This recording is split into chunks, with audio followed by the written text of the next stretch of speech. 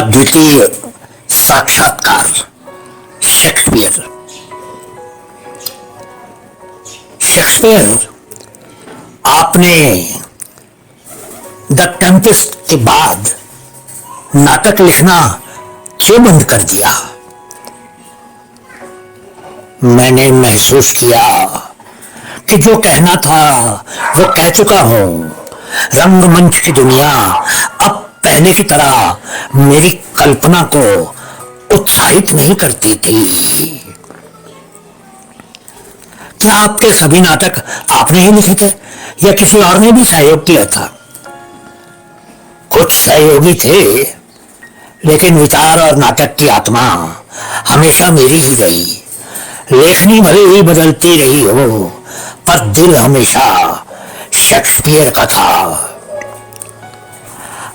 आपके सभी नाटकों में से आपका व्यक्तिगत पसंदीदा कौन सा था? किंग लियर, ये मानव स्थिति का सबसे नंगा प्रतिबिंब है, जो दिखावे से रहित और गहरे दुख से भरा हुआ है। क्या कभी आपको इस बात का पछतावा हुआ कि आपने बाद के वर्षों में अभिनय से दूरी बना ली? बिल्कुल नहीं। मेरे शब्दों ने दूसरों के माध्यम से मंच पर जीवन पाया और मुझे लिखने में ही आनंद मिला, प्रदर्शन में नहीं। आपने कभी इंग्लैंड के बाहर यात्रा क्यों नहीं की, विशेषकर इटली, जहां आपके कई नाटक आधारित हैं? मेरी कल्पना ने मुझे इटली और अन्य स्थानों तक पहुंचाया। वेनिस और वेरोना की गलियां मेरे दिमाग में जीवंत थी। उन्हें शारीरिक रूप से देखने की कोई जरूरत नहीं थी।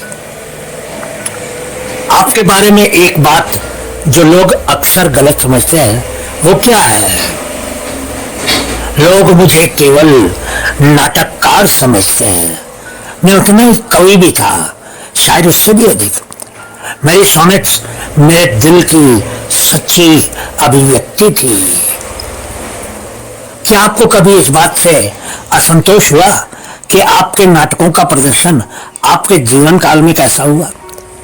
कई बार मंच की सीमाएं और अभिनेताओं की व्याख्याएं अक्सर मेरे मन में मौजूद दृष्टिकोण से मेल नहीं खाती थी। क्या कोई ऐसा नाटक है जिसे आपने लिखा लेकिन कभी प्रकाशित या मंचित नहीं किया?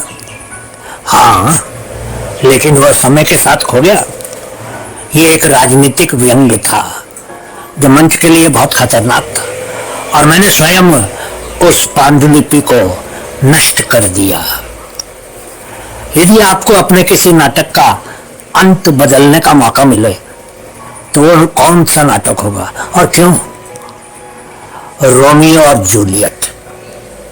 मैं उन्हें थोड़ी सी उम्मीद देता, इतनी की सबसे अंधेरी त्रासदी में भी रोशनी की एक किरण की संभावना दिखाई देती।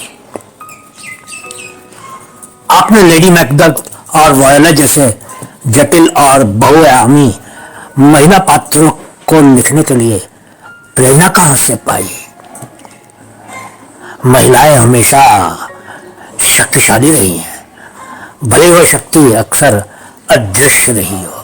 मैंने उनकी आवाज को, उनके अस्तित्व की छिपी सच्चाइयों को उजागर करने की कोशिश की। बहुत बहुत धन्यवाद।